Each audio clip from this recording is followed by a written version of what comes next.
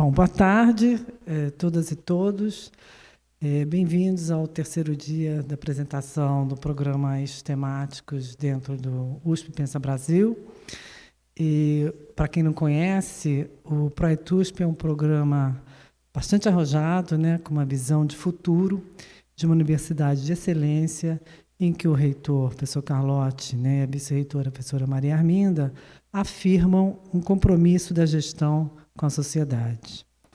Bom, o programa é composto por cerca de 166 pesquisadores e vem utilizando diversas metodologias, inteligência artificial inclusa, para analisar o conhecimento produzido na USP, de forma que se possa contribuir para a geração de políticas públicas, com o intuito de melhorar o bem-estar social.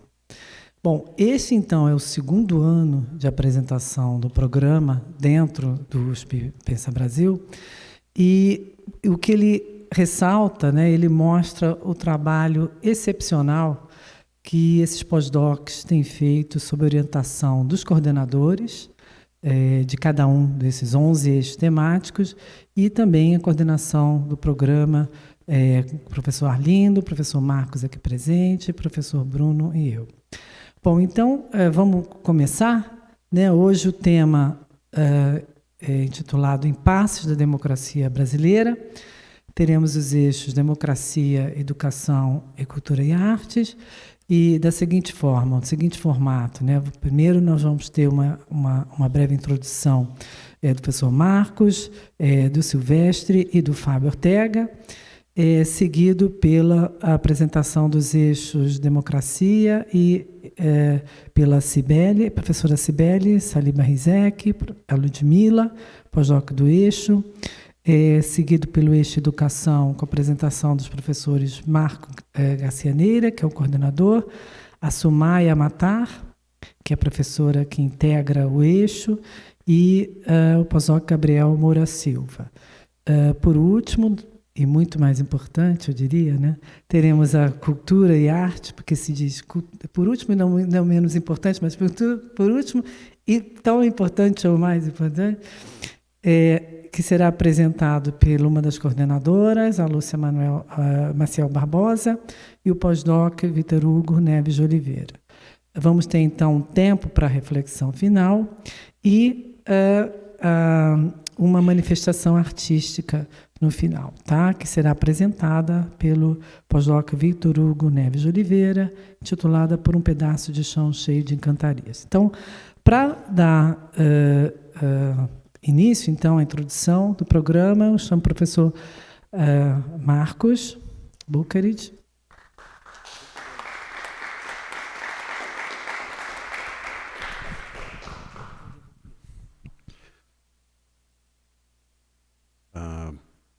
Obrigado, professora Célia.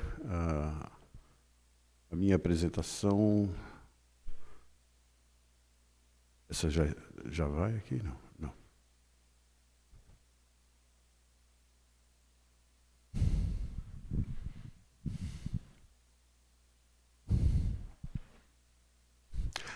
Quer passar o vídeo primeiro, né? Vamos... Você vai passar o vídeo aqui primeiramente. Está aí?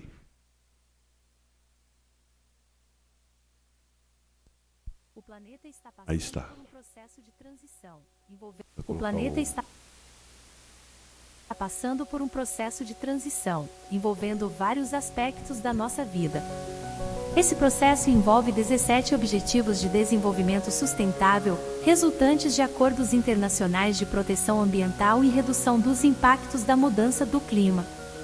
O programa Eixos Temáticos é uma iniciativa da Reitoria da Universidade de São Paulo, na gestão de 2022 a 2026, visando incorporar estes objetivos. Assim, juntos, cerca de 11 eixos, compostos por professores e pesquisadores, propuseram quase 900 itens de agenda, com o intuito de contribuir para o cumprimento das metas através do avanço de políticas públicas no país. Os desafios demandam ações coordenadas, que vão de políticas a reformas estruturais para aumentar a eficiência dos gastos públicos. Os países devem erradicar a fome, garantir habitação aos mais pobres e a melhoria de serviços como saúde, saneamento, coleta de lixo, transporte e redução de desastres. Para avançar, será necessário produzir e gerar receitas a partir de indústrias que não poluam, substituindo a matriz energética poluidora por uma matriz limpa, investindo na integração da agricultura com os ecossistemas, e principalmente, não queimando nossas florestas.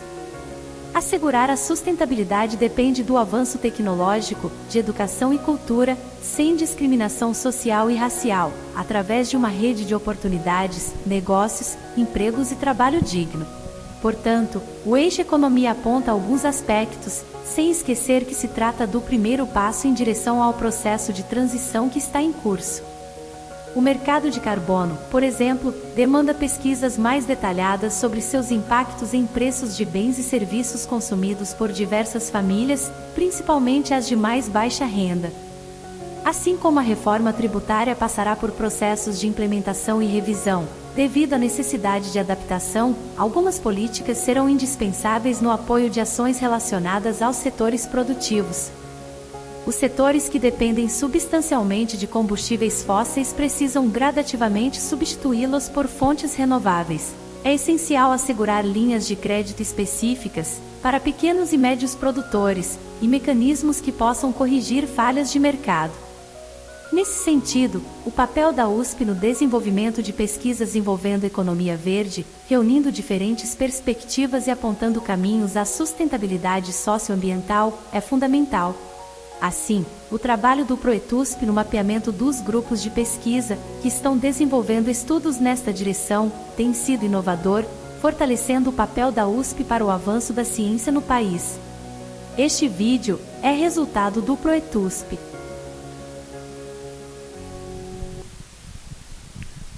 Obrigado, enquanto o Celso coloca.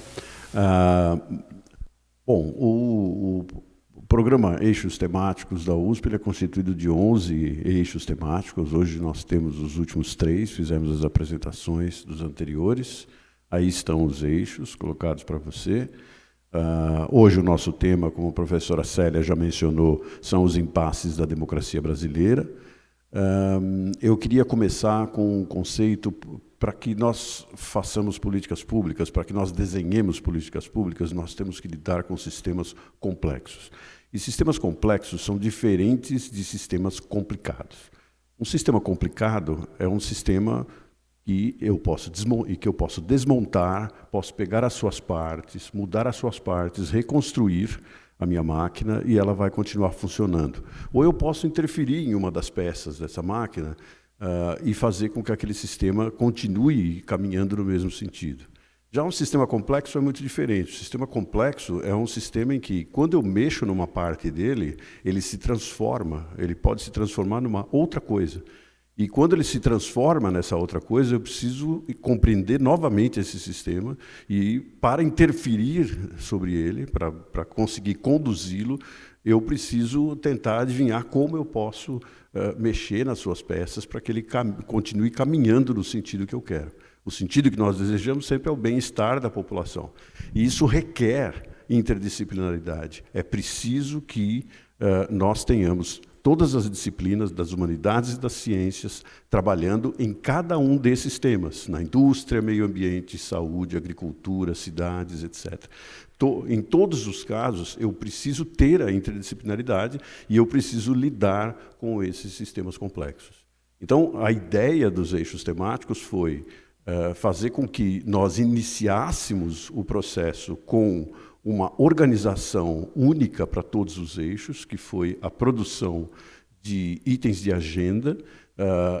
Eu vou mostrar aqui para vocês uma metodologia, a metodologia que nós usamos, de tal forma a alinhar, né, a produção de textos para que nós pudéssemos fazer o que depois o Silvestre vai mostrar para vocês, pudéssemos trabalhar esses textos usando uma mistura de inteligência artificial com supervisão humana, né, e pudéssemos acessar, ao mesmo tempo, o conhecimento existente na USP. O Fábio vai mostrar para vocês como a gente está fazendo isso no âmbito das teses e as bibliografias que vocês já viram nos últimos dias também. Então, a ideia é criar políticas públicas embasadas. E nós vemos a sociedade através dessa ideia, né? A sociedade seria constituída desenhada na forma de um triângulo, onde nós, aqui na universidade, e os cientistas em geral, os institutos de pesquisa, injetam soluções, fazendo pesquisa orientada por teoria, também conhecida como pesquisa básica, que pode se tornar pesquisa portadora de futuro, e pesquisas orientadas por problemas, como a gente faz aqui, que isso seria transdisciplinaridade, quando a pergunta surge na sociedade e os cientistas se mobilizam para responder. Então, esse é um projeto transdisciplinar. E nós injetamos, aqueles pontinhos são possíveis soluções para problemas. Ao mesmo tempo, a sociedade, da qual o cientista também faz parte, injeta ou aponta problemas que têm que ser resolvidos, que são essas peças que não estão funcionando bem e que nós precisamos arrumar. Mas, sendo um sistema complexo, para arrumar esse sistema, é preciso que nós trabalhemos em conjunto e interdisciplinarmente, entendendo que, às vezes, nós vamos mexer e não vai funcionar. E, às vezes, nós vamos mexer e vai funcionar, depende do estado do sistema. E lembrando que os sistemas, eles oscilam entre caos e organização. Então, nós iniciamos com um sistema organizado, ele pode dar um passeio pelo caos, ou seja, eu não sei que direção aquilo vai, e depois ele volta novamente para um mundo linear, e se dirige, e depois ele volta novamente para o caos. É assim que nós sempre vivemos, na realidade, né? Em sociedade. Então, os problemas são apontados pela mídia, pela arte, como nós vamos ver, a arte é sempre pioneira em apontar os problemas de uma forma mais ampla, né, a sociedade em geral. Quando um problema e uma solução se encontram dentro desse triângulo que é chamado pelo John Kingdon de sopa primordial, né, John Kingdon, especialista em políticas públicas americano, a ideia que foi injetada se conecta com o problema, e isso pode se tornar uma solução. Ele teria que ir, então, para o domínio da política, e no domínio da política, os políticos ganham eleições e se tornam também gestores, né, e tomam decisões. E existe um período de 4 anos, que é o período da democracia nosso, e se as políticas públicas forem acertadas, eles ganham mais votos. Políticas públicas, muitas delas, tem que transcender esses 4 anos, outras podem existir dentro do espaço de 4 anos. A política tende a querer que seja tudo feito dentro do espaço de 4 anos para que o político possa se beneficiar. Né? Então, daí a gente entra na questão das políticas de Estado e das políticas de governo. Mas um bom governo também pode deixar políticas de Estado prontas para que o próximo governo dê continuidade. Então, essa é a nossa visão, né, de construir políticas públicas. A outra é uma visão mais pessoal minha. Eu dividi esse processo, baseado em experiência, né, eu dividi esse processo em 9 partes, seguindo a ideia de desenvolvimento tecnológico que a NASA, é uma ideia que a NASA desenvolveu na década de 80 para construir os seus foguetes, e sempre deu certo, né, alinhando tudo e ajustando a pesquisa, e etc., e a engenharia. E posteriormente, a Europa começou a usar essa mesma metodologia para políticas públicas, e nós agora também estamos pensando em usar nesse sentido. Então, seriam 9 partes que são chamadas de maturidade, estágios de maturidade da política pública. Ele se inicia com a ciência, com os cientistas. Então, a gente coloca uma ideia. Então, nós não fazemos políticas públicas, a gente inicia o processo de políticas públicas, ou nós podemos iniciar o processo de políticas públicas, às vezes elas são iniciadas pelos próprios políticos, e revertem esse sistema, fazem o sistema ao contrário, mas a nossa hipótese de que funcione melhor é através da pesquisa, como eu mostrei num dos vértices do triângulo. A universidade começa o processo através de produção de conhecimento, e aí existe um período de colaboração intensa entre os cientistas e o governo. Aí, quando essa interação com o governo se inicia, o governo é contaminado pelas ideias, transforma as ideias, então começa a ficar complexo, não é mais Não é mais complicado. Transforma essas ideias e vai transformando essas ideias, e quando chega lá no MPP 6, 7, quando já existem indicadores e orientações, a interação com os gestores. Entrando em ação a gestão dentro do governo, essa gestão vai trabalhar com aquelas ideias que foram produzidas pelos cientistas lá atrás, e aí a política pública pode ser testada, isso não quer dizer que ela vai funcionar. Essa ideia surge de um acompanhamento que eu fiz, através de um conselho, da implantação das concessões dos parques no estado de São Paulo. Várias delas funcionaram, a maioria funcionou. Uma delas não funcionou, porque a população não quis, não deu certo. Com a mesma metodologia, não funciona.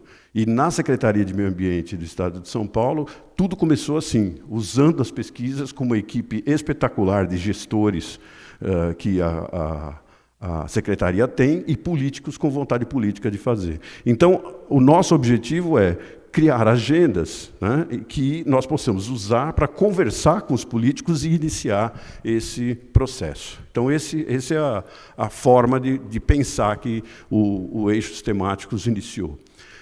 São 3 grandes objetivos e um quarto objetivo que deriva desses 3.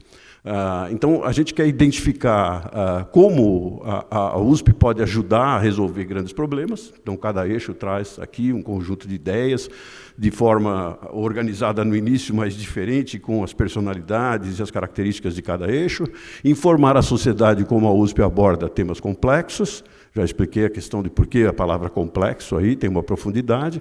Oferecer soluções que possam gerar políticas públicas embasadas. Então, a nossa ideia é que a gente dê esse start de conhecimento para que as políticas tenham um maior embasamento e sejam mais sólidas. E tudo isso em conjunto, os 3 em conjunto, ajudam a USP, ou devem ajudar a USP, a se conectar melhor com a sociedade e levar todo aquele conhecimento que é produzido aqui para a sociedade. Esses são os eixos. Então, nós também fizemos uma ligação com os objetivos do desenvolvimento sustentável. Então, cada eixo, aí não dá para a gente ver, mas não é mesmo para ver, a gente fez uma atribuição de 3 ODS, 3 Objetivos de Desenvolvimento Sustentável para cada um dos eixos. Isso já é antigo, hoje poderia mudar, e vocês vão ver como isso se alterou. E sempre levando em consideração o tripé da gestão do professor Carlotti e da professora Maria Arminda, que é a sustentabilidade, a inovação e a inclusão. Então, a estrutura dos eixos temáticos nos levou inicialmente, nós temos várias coisas, mas hoje vamos falar aqui de um documento, né, que contém metas amplas, são 5 ou 6 metas para cada eixo temático, que foram elaboradas pelos coordenadores dos eixos temáticos, e temos hoje 827 itens de agenda produzidos para os professores, são 85, o Silvestre vai falar, 85 itens de agenda por eixo. Né? Que aí são itens de agenda mais específicos. Então, temos, ao mesmo tempo que nós temos um livro que está sendo preparado, com todos esses 827 itens de agenda, a metodologia, a explicação de como isso foi feito, temos também, vamos também produzir 11 folhetos, 11 pequenos livros, um para cada eixo, para que os eixos possam trabalhar especificamente e utilizar isso no futuro. Então, uma outra metodologia importante, uma outra meta importante que nós tínhamos é a meta de extrair do banco de teses da USP e da literatura em geral o que a USP fez. Nós nos restringimos especificamente à USP nesse momento, mas depois nós podemos abrir mais. Mas a ideia é entender o que a USP tem de conhecimento, e para isso nós lançamos mão de técnicas de bibliometria que todos os eixos fizeram, também com os pós-docs, né? A contratação dos pós-docs foi feita depois de um ano, então a gente tem aí 160 professores e pós-docs são 166, eu acho, professores e pós-docs trabalhando, é um número substancial de pessoas trabalhando em conjunto dentro desse nosso programa. A metodologia inicial, para nivelar a conversa, porque em interdisciplinaridade, a coisa mais importante, o primeiro passo, sempre tem que ser um ajuste de linguagem. Se você não ajusta a linguagem, né, eu me lembro de situações em que eu estive, eu sou biólogo, e eu me lembro que a palavra partícula para um biólogo significa uma coisa, para um físico significa outra completamente diferente. Então, a gente precisa alinhar o discurso e que todos entendam o que se quer dizer quando se está usando os diferentes termos. Então, a ideia foi colocar uma metodologia em que a gente tinha esse nexo, que é a sustentabilidade, inovação e inclusão, um nexo triplo que gera... pedimos, então, para que cada grupo, esses foram os professores, né, antes dos pós-docs, gerassem 3 ações, e essas 3 ações, sendo pensadas no âmbito dos 169 metas dos Objetivos do Desenvolvimento Sustentável, iriam gerar até 5 itens de agenda, e esses 5 itens de agenda foram agrupados, né, de acordo com temas que os professores mesmos elegiam como importantes. Alguns elegeram 4, outros 5, outros 10, depende do eixo, eles trabalharam de forma diferente. E tudo isso depois, então, foi curado, né, e foi trabalhado aí já pelos pós-docs, que vocês vão ver, vão ter uma amostra, né, do que foi feito com o Silvestre, e as metas e as agendas foram colocadas, e a organização e a diagramação está sendo feita nesse momento, e depois, então, vem a divulgação. Então, esses foram os passos que nós tivemos. O Silvestre vai mostrar mais sobre as conversas. Nós chegamos em vários eixos a conversar com a sociedade de formas diferentes. Vocês verão hoje na apresentação do eixo de educação, cultura e artes, né, democracia, como houve conversas de formas distintas. Então, já mergulhamos no caos, mas o caos determinístico, né, não o caos completo. Já mergulhamos no caos e cada um está olhando com a sua lente, com a sua forma e trazendo novas ideias. Então, esses documentos, nós temos eles prontos, né, são os 11 eixos, e vocês vão ver o que dá para fazer com isso quando a gente tem esses meninos geniais que trabalham em conjunto, que são os meninos e meninas geniais que trabalham em conjunto produzindo as análises interligadas, né?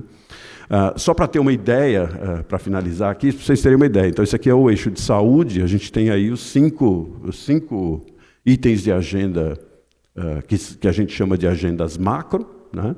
Aí feito pelos professores, e aqui as tabelas aqui relacionadas aos Objetivos de Desenvolvimento Sustentável. A gente tem aí da saúde também, né? Do ODS 1, a gente tem vários itens de agenda produzidos pelo grupo, né? E isso foi arranjado colocando sempre no âmbito em que cada item de agenda tem. Isso está tudo no documento. Federal, estadual, municipal, os 2 deles, aonde se aplica aquele item de agenda. Isso é importante, porque aí você determina com quem você vai conversar.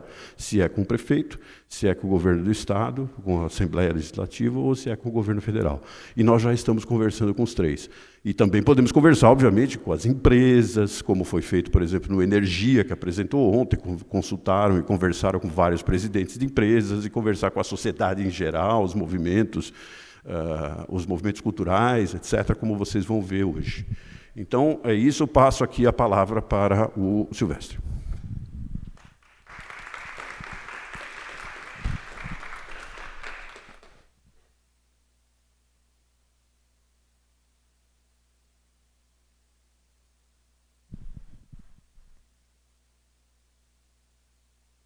Boa tarde a todos e todas.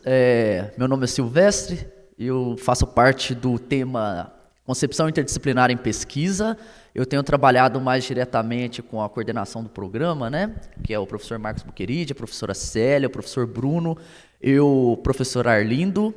E na mesa de hoje nós vamos debater, né, ou discutir os impasses da democracia brasileira numa data simbólica, hoje é comemorado 35 anos da promulgação da nova Constituição, né? Então nós estamos numa data propícia para discutir o tema. Bom, o professor Marcos fez uma breve síntese sobre os sistemas complexos e complicados, que é como físicos e biólogos, sociólogos também costumam olhar a sociedade, né, através de sistemas complexos e redes interligadas. E a ideia seria apresentar, portanto, o programa Eixos Temáticos como uma ponte entre a universidade e setores da sociedade, para a produção de políticas públicas com o objetivo de que essas políticas públicas, ao final, tendo a contribuição da sociedade e dos governantes, possam ser mais assertivas, ou seja, reduzir possibilidades de insucesso em políticas públicas, né? E com isso o programa Eixos Temáticos surge para ir além das fronteiras dos muros que cercam ou que delimitam a universidade, para conversar com a sociedade de maneira geral. E a primeira iniciativa, portanto, parte da própria universidade, com um grupo de cerca de 160 pesquisadores, que produziram uma série de propostas ou itens de agenda que poderiam fomentar políticas públicas a partir do olhar da academia sobre temas que são prioritários para a sociedade, ou mais urgentes. E tendo como plano de fundo os 17 Objetivos de Desenvolvimento Sustentáveis da ONU, né, da Agenda 2030, da ONU e suas 169 metas. Então, por um lado, esse foi o ponto de partida do programa Eixos Temáticos. E aí, por outro lado, há uma dificuldade enorme sobre como que a gente pode estreitar esse diálogo com os governos e com a sociedade. Então, é uma dificuldade inerente desse processo.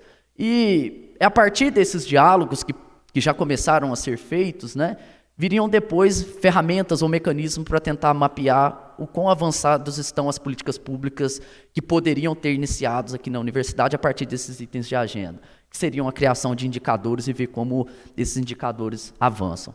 De maneira geral, os Objetivos de Desenvolvimento Sustentável da ONU, eles podem ser agrupados, os 17, em 4 dimensões, né? Uma dimensão social, uma dimensão econômica, ambiental e institucional. Então, tendo como plano de fundo essas dimensões, foram pensadas uma série de propostas a partir dos 11 eixos temáticos e dos mais de 160 pesquisadores que compõem o programa. Bom, então o objetivo da minha apresentação aqui vai ser um pouco falar sobre uma reflexão, uma discussão e análise que tem sido feita das contribuições da USP, e também vou falar um pouco também sobre os setores da política e a sociedade, como essa tríade, né, universidade, academia, sociedade e governo, podem democraticamente fomentar políticas públicas com menores probabilidades de insucesso. Então eu vou apresentar aqui um esboço de um piloto que nós temos feito, né, e algumas análises que estão sendo feitas para tentar colher um pouco das aspirações governamentais, o que eles estão pensando de propostas para os 3 níveis, né, o municipal, nível federativo, municipal, estadual e federal, e depois também uma dificuldade sobre como coletar as aspirações, né, o que a sociedade pensa que os governantes deveriam resolver, problemas que estão inseridos. Então, o programa, como um todo, propôs uma série de propostas, de itens de agenda, que apresentam um elevado grau de interdisciplinaridade, até pela constituição das pessoas em cada um dos eixos, né? São representantes de várias unidades da universidade que integram eixos temáticos e, portanto, ajudou a fomentar essas propostas iniciais.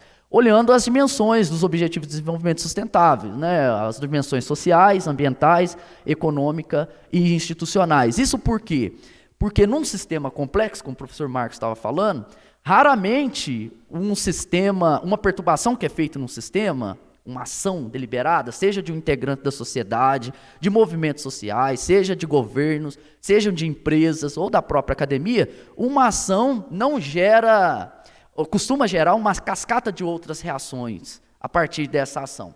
Então, os sistemas são extremamente complexos para tentar, então, minimizar a rota com que esse sistema vai seguir ou o estado final que esse sistema vai alcançar. Esse diálogo é extremamente fundamental. Bom, e a metodologia que nós temos usado é uma metodologia de pesquisação, né? Então, os integrantes, que são os pesquisadores da universidade, estão diretamente em contato com as partes implicadas, né, os atores implicados, e, portanto, a dificuldade disso é que o sistema, a metodologia, vai se ajustando à medida que o programa vai avançando. Bom, então, como o professor Marcos já mencionou, foram produzidos 11 cadernos ou 11 livretos, e um para cada eixo. E esse caderno é organizado a partir de umas premissas dos eixos, tem também umas abordagens que são mais abrangentes ou urgentes, o professor Marcos chamou de macro na fala dele, e tem algumas que são específicas, olhando para os Objetivos de Desenvolvimento Sustentáveis. Então, nós temos 11 desses cadernos, e, isso aí é um manifesto escrito pelos professores, pelos docentes que constituem um programa, que acaba tendo uma representação do que a universidade está pensando de prioridade para políticas públicas, ou de um start para políticas públicas, né? Por outro lado, nós também podemos comparar ou estabelecer tipos de comparação para ver essas propostas estão alinhadas com o que os governantes estão pensando ou não.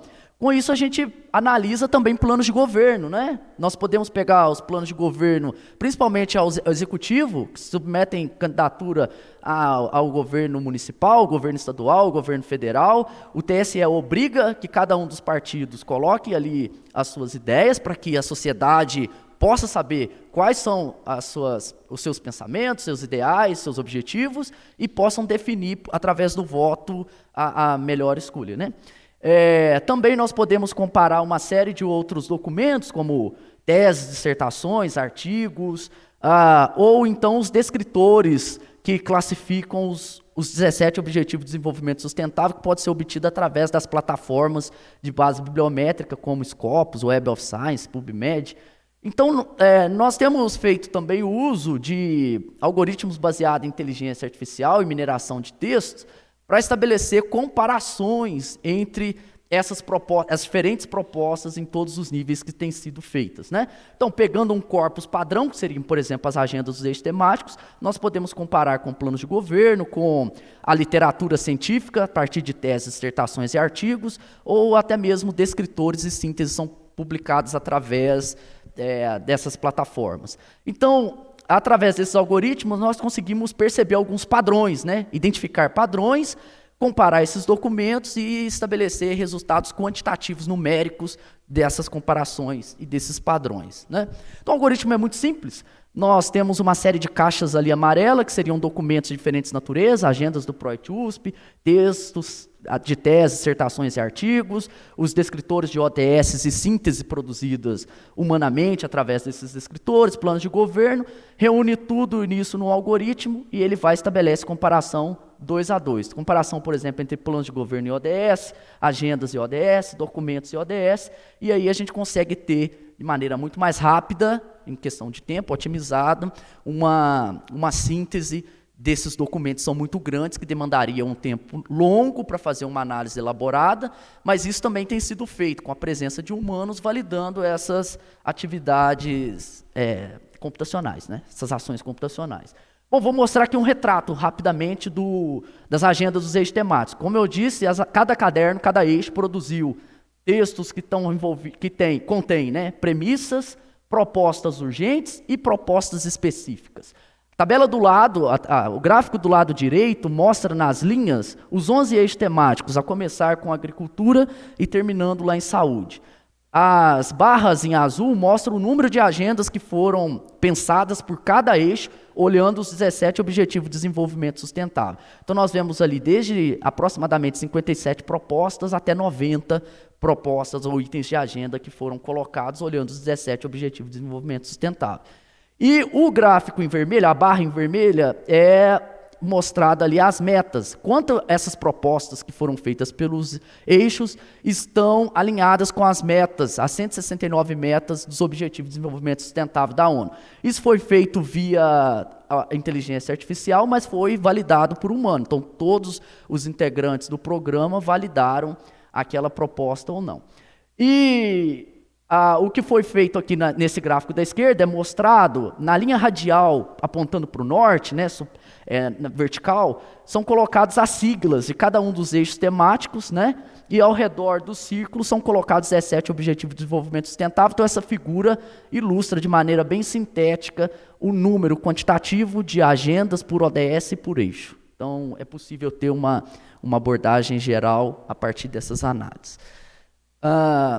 Bom, isso em relação às propostas específicas, né? Agora, em relação às propostas gerais, foram selecionadas por cada grupo cerca de 5 a 8 temas que são urgentes ou prioritários, abrangentes, macro. Então a nomenclatura ainda não está muito acertada, a linguagem, né, não está ainda muito acertada, mas elas vão dizer aqueles problemas que são mais urgentes. Então, entre essas 5 e 8 propostas que foram feitas por cada eixo, no gráfico de pizza da esquerda nós vemos a distribuição, né? Então está variando ali desde 7,4% das propostas até 13,2% para cada um dos eixos. E no mapa da direita, ou na matriz da direita, nós temos nas linhas os 11 eixos temáticos e nas colunas os 17 Objetivos de Desenvolvimento Sustentável, e a partir desse mapeamento é possível estabelecer uma relação direta de quais são as propostas, essas propostas estão se enquadrando, né? Quais essas propostas estão mais alinhadas aos Objetivos de Desenvolvimento Sustentável. E aí nós conseguimos identificar, por exemplo, duas questões básicas, né? A erradicação da pobreza, que é o ODS 1, apresenta transversalidade entre todos os eixos. Então, os itens de agenda macroscópica são todos endereçados a resolver esse problema. Todos os eixos tocaram nesse problema, né? E há outros também. Então, nós vemos ali uma alta transversalidade entre vários deles, e há outros que apresentam menos transversalidade, como, por exemplo, é o caso de mudanças climáticas, né? Mudanças do clima, que está associado ao ODS 13 lá. Então tem menos propostas associadas a isso, apesar de ser ventilado na mídia e de ser um consenso quase de que nós precisamos mudar os nossos hábitos e, portanto, propostas vinculadas a mudanças climáticas são importantes. Mas isso a gente está falando só dos objetivos macro, né? Dos itens de agenda macro. Em relação à mesa de hoje, nós fizemos também uma integração dessas 827 agendas, sem olhar para os Objetivos de Desenvolvimento Sustentável, mas como se fosse um único corpus.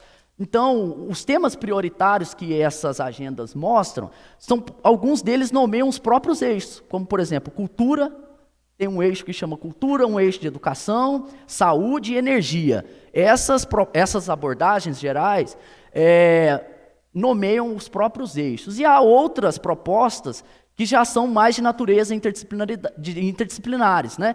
Como, por exemplo, aqui, que dialoga um pouco com a mesa de hoje, tem um tópico que fala especificamente sobre participação pública, governança regional e arquitetura, outro fala sobre igualdade de gênero e diversidade, outro direitos humanos, responsabilidade empresarial e liberdades públicas, né? Outro falando sobre diálogo político, formulação de políticas, engajamento social. Então, esse é um panorama geral do que as propostas dos eixos temáticos dialogam mais com a mesa de hoje, né? Bom, e é possível agrupar esses 19 tópicos abrangentes que foram sintetizados a partir das 827 agendas. Tem alguns clusters que são específicos e organizados. 2 deles retratam uma série de propostas que foram feitas. Por exemplo, uma agenda que foi pensada e que dialoga um pouco com a mesa de hoje, fala sobre olhar as demandas da sociedade, né? A necessidade de coletar as demandas das organizações sociais, né, civis, na elaboração de políticas públicas, ou seja, não se afastar da sociedade e tomar medidas que não sejam diretamente dessas necessidades, atentando para as pluralidades, como pauta de gênero, de raça, relacionados também aos povos indígenas, entre outros, né? Há uma outra também sobre uma necessidade de fortalecimento de mecanismo de participação social na formulação dessas políticas públicas, né?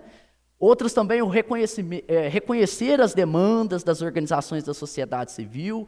Então, está muito alinhado também com as causas ambientais, com as causas de gênero, de raça, com com também os povos indígenas, reduzir as desigualdades de representação popular. Então, as representações são feitas aí no Senado, no Congresso, nas câmaras legislativas, e nós não vemos um retrato da pluralidade da sociedade na tomada dessas decisões. Então, aqui há um chamado, né, para reduzir essas desigualdades na representação, para que as decisões sejam mais plurais, né? E vem uma última aqui que eu destaquei, que é tornar inelegível políticos aí que tenham colaborado com ações voltadas para a degradação do meio ambiente. Então, para cada uma das agendas, 827, nós mapeamos um índice de interdisciplinaridade, né? Algumas são mais interdisciplinares, como são mostrados naquelas tabelas lá, e outras são menos. Bom, nós também fizemos análise de plano de governo, né? Obtemos tópicos gerais também, com relação aos candidatos que submeteram candidatura ao Executivo Paulista no ano passado, de 2022. Então, para cada um dos 10 partidos que submeteram proposta no primeiro turno, nós mapeamos quais são os principais tópicos que eles têm abordado nesses planos, né? E a partir disso nós podemos também fazer até agrupamento de ideias. Então, veja que temos ali 4 clusters que mostram que suas ideias são mais ou menos parecidas, né? Bom, aqui também nós fizemos uma outra análise, que é daquela de comparação via algoritmo, dos partidos, né, das propostas que os partidos colocaram nos seus planos de governo, com os Objetivos de Desenvolvimento Sustentável, vendo quanto... Isso foi feito primeiro usando algoritmo de inteligência artificial, vendo quão abrangente estão os partidos em relação aos Objetivos de Desenvolvimento Sustentável. Particularmente na tabela da direita, do quadro da direita, nós destacamos ali os 2 partidos que foram para o segundo turno, né, aqui em São Paulo, que é o caso do Partido Republicanos e do PT, mostrando o alinhamento das propostas deles com os Objetivos de Desenvolvimento Sustentável. Tendo o Haddad, as propostas dele alinhadas a 86,39% e o Tarcísio cerca de 56,21% aproximadamente. Bom, então nós temos feito aí uma série de análises usando documentos e comparações sobre o papel do governo, o papel da universidade, né, através dessas agendas. Ainda falta olhar agora para a parte da sociedade. Mas uma série de ações têm sido feitas no caso de ouvir a sociedade nos seus diferentes níveis, né? Por exemplo, o eixo de cultura e artes tem feito, né, sucessivos fóruns permanentes, trazendo para a universidade diferentes integrantes da sociedade para ouvi-los em relação às suas demandas. De maneira análoga, o eixo de energia também fez essa atividade de produção de workshops para debater temas que são emergentes, ouvindo os setores da sociedade também. O contato também com os governos estão sendo feitos. Por exemplo, o eixo de educação teve uma contribuição com um documento da USP para a revisão do novo ensino médio, né? Foi enviado ao MEC. Foram feitos também uma série de contatos com governantes. A Secretaria de Saúde fez um contato direto com a Secretaria... o Eixo Saúde fez um contato direto com a Secretaria de Saúde do Estado de São Paulo e daí resultaram em 2 projetos submetidos à FAPESP para tratar sobre uma política pública.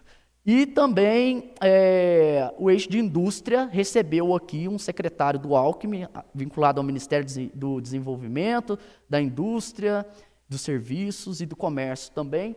Então, o programa tem articulado para tentar aproximar tanto da sociedade como dos governantes, para refletir sobre os diferentes problemas da sociedade, para que nós tenhamos maior sucesso no final dessas políticas públicas. Então, gostaria de agradecer a atenção de todos. Muito obrigado.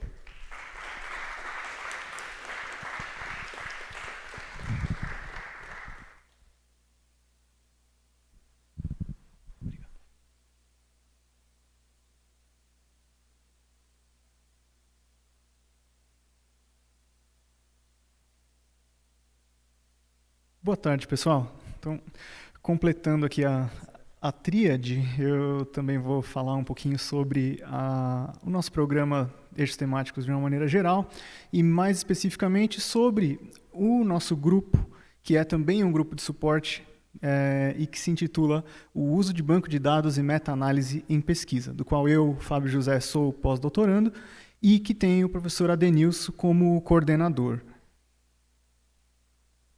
O nosso propósito dentro do âmbito do programa, ele primariamente, dar um apoio à fundamentação teórica das propostas dos eixos temáticos, né? O que queremos dizer com isso? Isso é muito importante, como nós somos um programa interno à universidade, que essas pautas, essas propostas, essas agendas todas, elas possuam um respaldo acadêmico, né? Que a gente consiga olhar para a nossa produção, que é muito ampla, muito extensa, muito rica, de material acadêmico, que a gente encontre ali o subsídio para todas essas pautas e todas essas propostas que nós levamos para a consideração da sociedade. Mas pensando nos objetivos estratégicos do programa, da maneira como o professor Marcos tem apresentado, nós entendemos também que o nosso papel se estende, ele é mais amplo do que isso, porque nós podemos melhorar a interação da USP com as diversas camadas da nossa sociedade para amplificar o impacto do trabalho dos nossos pesquisadores. Ou seja, nós podemos facilitar a descoberta e a divulgação desse conhecimento gerado aqui na Universidade de São Paulo. O nosso método para chegar até aí, ele começa melhorando, então, a maneira de descobrir o conhecimento dentro do principal banco de dados de conhecimento da USP, que é o banco de teses e dissertações de pós-graduação. Então, os pesquisadores de pós-graduação desenvolvem os seus trabalhos e, ao depositarem esses trabalhos, eles se tornam de acesso público, que nós podemos sempre consultar pelo portal que já existe há bastante tempo, teses.usp.br. Mas, hoje em dia, se você faz uso desse sistema, você precisa ter um conhecimento do que exatamente você está procurando encontrar ali. Tem que já ter uma familiaridade com o trabalho desses pesquisadores para conseguir chegar na informação mais relevante para a sua problemática. E o que nós queremos, em primeiro lugar, para o nosso próprio programa, mas nós somos apenas os primeiros usuários disso, então, em última instância, queremos que toda a comunidade tenha a possibilidade de utilizar essa capacidade. O que nós queremos é conseguir mergulhar nessa informação e extrair o conhecimento a partir de uma ideia muito mais ampla ou muito mais vaga do que a gente quer no início. Então, nós desenvolvemos um sistema de busca avançada que os pesquisadores do programa têm utilizado, que permite a gente compor critérios e filtros na hora de levantar uma bibliografia do material relevante para cada eixo temático. Permite o levantamento de métricas também, para a gente fazer análises bibliométricas, para a gente ter uma ideia de como é a característica da produção da USP em relação a esses temas, se está sendo abrangente, se está tratando pelas mesmas óticas que nós temos tratado na hora que nós fazemos as nossas propostas. E eu também queria enfatizar que é uma capacidade muito importante que avança muito a nossa maneira de interagir com esse sistema que a gente propôs, é a compreensão de buscas em linguagem natural. Ou seja, na hora de pesquisar um material, você pode utilizar uma pergunta, simplesmente, e esse sistema vai entender a semântica por trás daquela pergunta e encontrar material relacionado, né? Também poderia ser uma citação, poderia ser um trecho de um trabalho, e essas sementes de informação, elas são mais ricas do que aquelas palavras-chave típicas que a gente usa em sistemas de busca mais tradicionais, né? Então, para exemplificar e também para fomentar o nosso debate de hoje, assim como nos outros dias da nossa apresentação dos eixos temáticos, eu trouxe alguns dados relacionados ao tema do dia, que, no caso, é impasses da democracia brasileira. Se a gente utilizar exatamente essa frase na hora de consultar as teses e dissertações aqui da universidade, e se nós selecionarmos, então, os 100 trabalhos que tiverem o maior índice de relevância para esse tema, o que nós vamos obter são 66 teses de mestrado, 33 dissertações de doutorado, interessante essa distribuição exatamente de 2/3 para 1/3, e uma tese de livre docência, que é justamente do professor Pedro Jacob, que é o coordenador do nosso eixo Cidades, então está muito próximo do nosso trabalho, não é à toa que o trabalho dele surgiu aqui. Mas ainda, além disso, a gente também percebe que o total de pesquisadores envolvidos com essas 100 teses, ou seja, entre as pessoas que foram as autoras e autores, as pessoas que fizeram orientação dos trabalhos e as pessoas que participaram das bancas, o total dá 406 pesquisadores. E mais que isso, 54 desses tiveram participação em mais de um trabalho. Então, existe aí um corpo de 54 pesquisadores próximos à Universidade de São Paulo, talvez muitos deles, a maioria deles, vinculados à Universidade de São Paulo, e que tem uma familiaridade com esse tema bastante grande, né? Ainda que 100 trabalhos é um conjunto bem pequeno, bem modesto, porque esse tema é amplo o suficiente que nós poderíamos pedir 500 trabalhos, 1000 trabalhos, e eles teriam relevância, né?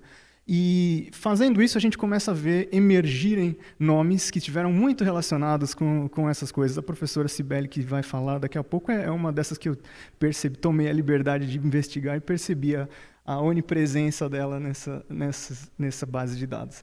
Se nós olharmos para a distribuição dos trabalhos por unidade da USP, existe, então, uma predominância da Faculdade de Direito, bastante razoável, né, com a temática de hoje, muitos trabalhos da FEFELESH, e também trabalhos da Escola de Comunicação e Artes, Faculdade de Educação, Economia e Administração, e um programa conjunto, ali ECA, FAO e FEFELESH. Eu queria também lembrar que em todos os dias que eu trouxe esse gráfico, para as temáticas que nós propusemos, houve uma predominância das faculdades das humanidades, né? Então, a gente tem que toda a nossa deferência à metodologia e à importância desses cursos, da maneira de gerir o conhecimento para esses problemas tão centrais da nossa vida, né? Temos que acatar as maneiras como eles encaram essa problemática, porque é daí que vão sair as melhores soluções. E aí também quis trazer para vocês uma visualização que auxilia a gente a entender por quais ângulos a gente pode tratar um problema como esse, né? Quando a gente deposita um trabalho de pós-graduação, a gente tem que fornecer para a ficha catalográfica as palavras-chave do trabalho. Então, se nós fizermos um gráfico de rede que agrega todas as palavras-chave que apareceram naqueles 100 trabalhos que eu selecionei, alguns deles aparecem com mais frequência do que outros, e alguns aparecem junto com outras palavras-chave com maior frequência. Então, essa visualização ela coloca mais próximas as palavras que apareceram mais vezes em conjunto, nos mesmos trabalhos, mais distantes aquelas que apareceram com menos correlação. E as manchas coloridas, elas são tão maiores quanto maior for a presença dessas palavras, e as cores representam agrupamentos de palavras que tiveram uma coesão, que tiveram aparecendo sempre dentro de um mesmo contexto, dentro de um mesmo grupo de trabalhos. Portanto, se a gente olhar cor por cor, a gente vai ter as diferentes maneiras de tratar esse problema, os diferentes ângulos que nós podemos utilizar para entender essa problemática. E aqui, no caso dos impasses da democracia brasileira, tem aqui a nossa aniversariante do dia em verde, a Constituição de 88. Ali em cima é uma das maneiras que a gente tem para entender um pouco os nossos impasses, né? E tem ali também isso ligado ao Poder Judiciário, à democracia participativa. Também temos um viés de direitos humanos que está ligado a controle externo, legitimação, participação.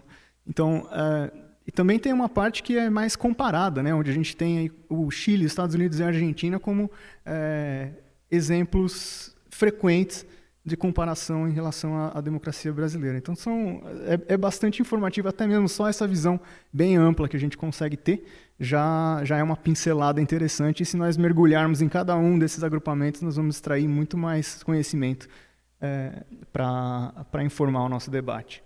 Então, para finalizar, eu queria falar sobre nossa intenção de continuar com esses avanços, o que nós queremos a partir desse sistema que nós iniciamos o desenvolvimento, né?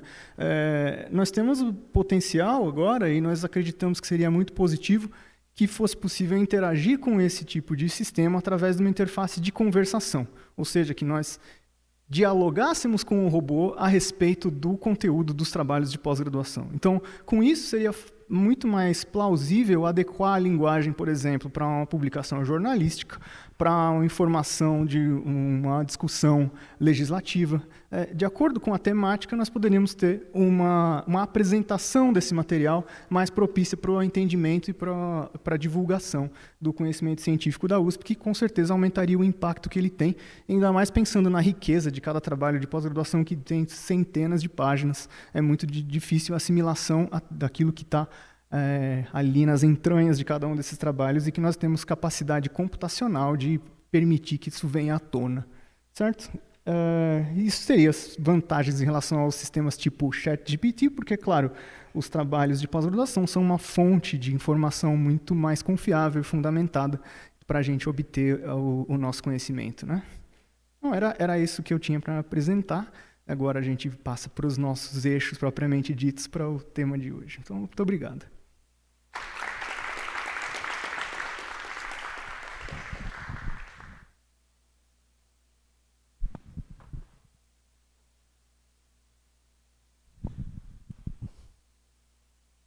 Bom, então, agradeço ao professor Marcos, ao Silvestre e ao Fábio pela exposição. E vamos, então, começar com o eixo democracia, convidando a professora Cibele Rizek para nos prestigiar com a sua apresentação. Obrigada, Cibele.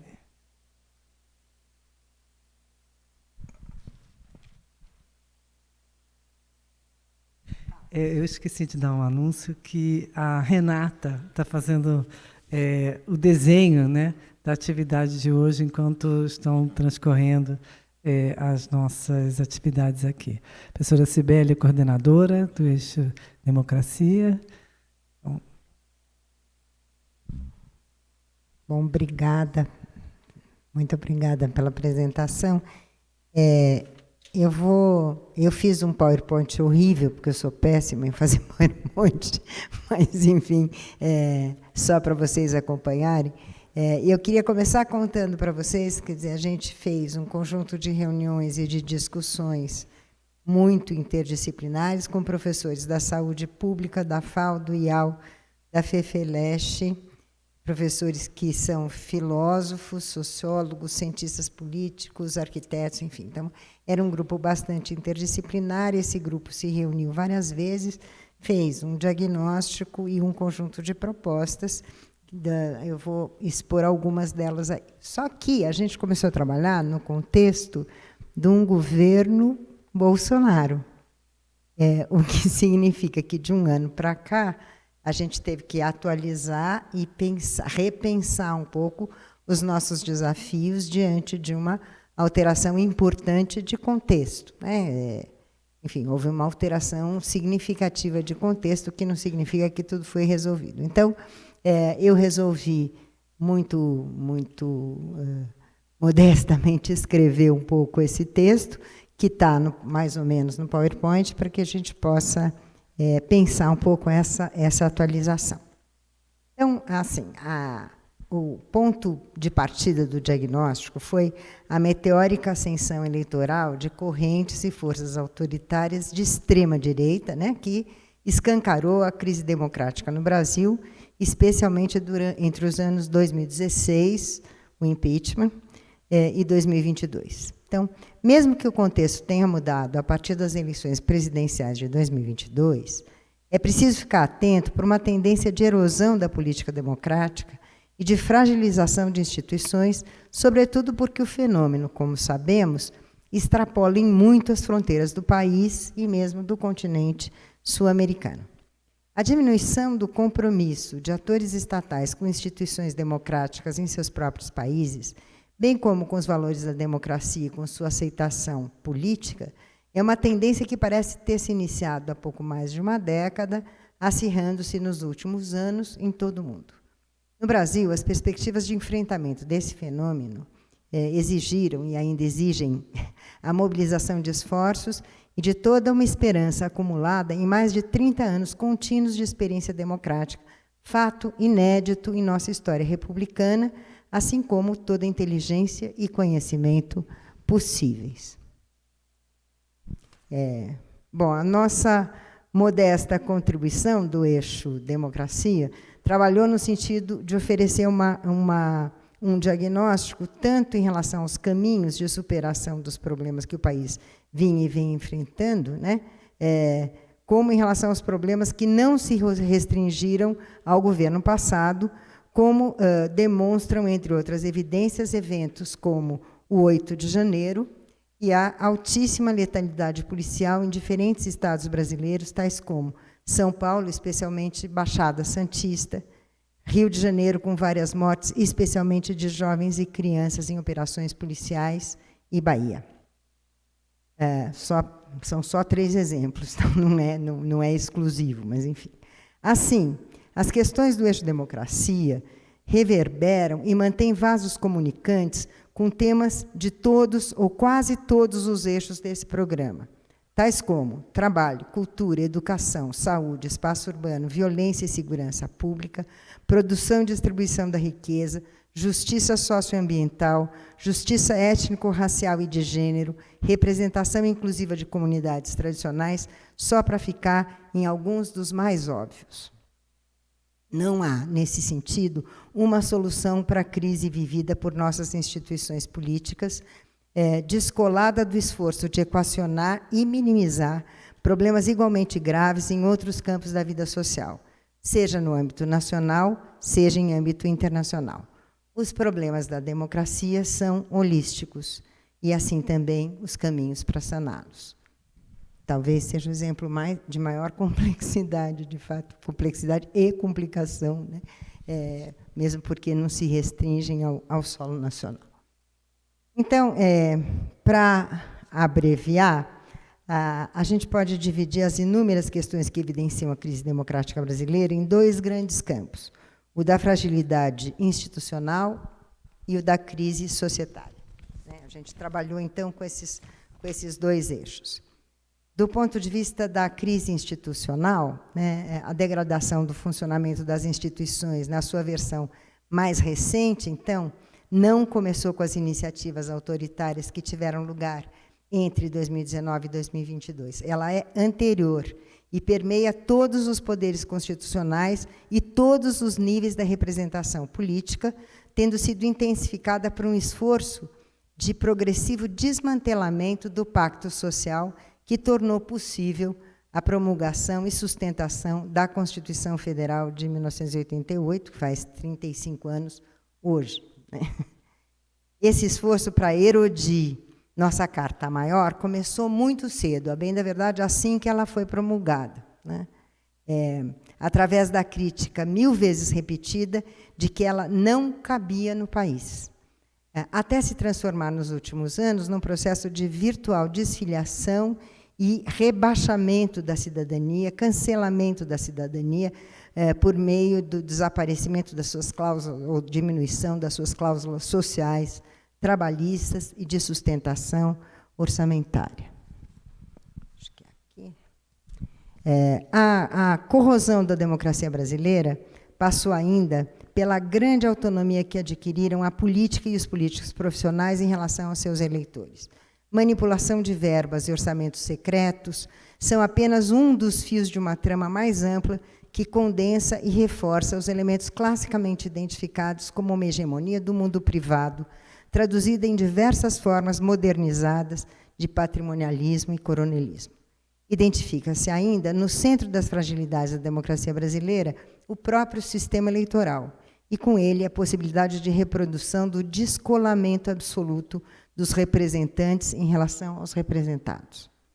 Assim, as formas mais visíveis dessa crise colocam em cena as formas de representação parlamentar e eleitoral, a questão sobre o que e como se estabelecem os processos de decisão, sobre o que e por quais critérios os orçamentos públicos deveriam ser elaborados, apenas para apontar os itens mais evidentes. A experiência da nossa crise institucional também torna imperativo examinar os padrões de conduta que levaram à ascensão de governos autoritários mundo afora, já que permanecem no horizonte eleitoral recente de países como a Espanha, né, felizmente isso não aconteceu, a extrema-direita não está no poder na Espanha, ou na Argentina, e aí quem viver verá, né, porque a brincadeira ali não é fácil, não. Por isso, a proposição do eixo, então, a proposição desse eixo é de realização de um seminário internacional sobre o tema, a ser feito em 2024, com analistas especialistas na questão da crise democrática, tanto no Brasil como no contexto internacional. O segundo item é a crise societária. Então, os efeitos devastadores de um longo período de crise e estagnação econômica, aos quais se somou a crise pandêmica, explicitaram a crise societária brasileira, que se ancora em desafios estruturais, como a enorme desigualdade social e racial, assim como as altas taxas de miséria e desemprego. Essa crise, assentada em desafios estruturais, aponta que mesmo as formalidades da política democrática, mesmo que elas continuem em operação, constituiu-se um autoritarismo que atravessa amplas camadas da população com uma brutalidade sem disfarce. O próprio Estado, com ou sem grupos de extrema-direita a encabeçá-lo, termina reduzido às suas dimensões mais sombrias. Em vez de provedor da paz e dos direitos, anima-se um multiplicador da violência e da ilegalidade, avalizando uma agência hiperpolicial, velha conhecida de nossa história, inclusive pela criminalização histórica da pobreza e pela racialização contínua dessa dimensão da pobreza. Assim, à erosão de direitos políticos e sociais somam-se os déficits de garantia do mais elementar direito à vida, por meio da banalização da violência e das mortes, sobretudo nos territórios periféricos e nas favelas, via medidas e expedientes nem sempre legíveis, fortalecendo poderes opacos que se expressam, por exemplo, tanto na letalidade policial como no encarceramento em massa, como políticas de Estado. Não basta, portanto, estou falando para vocês que eu sou péssima nisso, não basta, portanto, afastar o perigo eleitoral do autoritarismo. Essa é indiscutivelmente uma tarefa necessária, mas não a única. Um desafio bem maior é o de devolver ao Estado sua capacidade de promover políticas de qualidade e larga envergadura em setores que requerem atenção urgente, tais como educação e saúde pública, habitação, infraestrutura, ciência, indústria, cultura, etc. Ao mesmo tempo, há que se buscar alianças com todas as formas de vertebração da sociedade civil, nos âmbitos local, regional, nacional, dos sindicatos e associações tradicionais aos movimentos sociais emergentes, que nada tem a ver nem com associações tradicionais, nem com sindicatos, movimentos de gênero, movimentos raciais, movimentos de várias identidades, enfim, movimentos de cultura, etc. Ao mesmo tempo, então, há ainda que buscar mecanismos de pactuação interfederativa no âmbito das políticas públicas, bem como a manutenção dos mecanismos de participação social já existentes na arquitetura constitucional brasileira, como os conselhos, as conferências, as consultas públicas, os plebiscitos, ativando ainda outras formas mais pontuais e ágeis de interlocução Estado-sociedade, como plenárias, fóruns, etc. Trata-se, em suma, de recompor as bases materiais e simbólicas do nosso regime constitucional democrático. Estou acabando. Bom, por mais complexas que sejam as questões e dimensões aqui levantadas pelo eixo democracia, elas aguardam um enfrentamento que não é só teórico, mas, sobretudo, prático. Na condição de pesquisadores e intelectuais, é preciso explicitá-las e articulá-las em uma linguagem que, partindo dos conteúdos e modos de elaboração próprios à universidade, possa ser compreendida por um público muito mais amplo. Do mesmo modo, as propostas visando a superação de ambas, fragilidade institucional e crise societária, precisam ser construídas por meio de estratégias de diálogo que permitam sua recepção e reelaboração para além dos limites da reflexão acadêmica.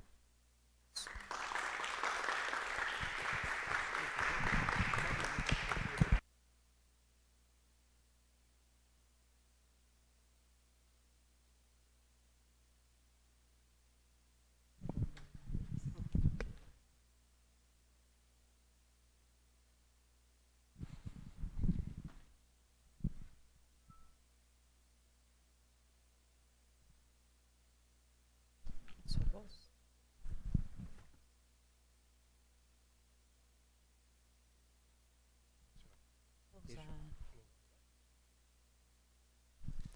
Bom, boa tarde, eu sou a Ludmila Costec Abílio, eu sou socióloga e pesquisadora de pós-doutorado do eixo Democracia, e aí seguindo... Oi?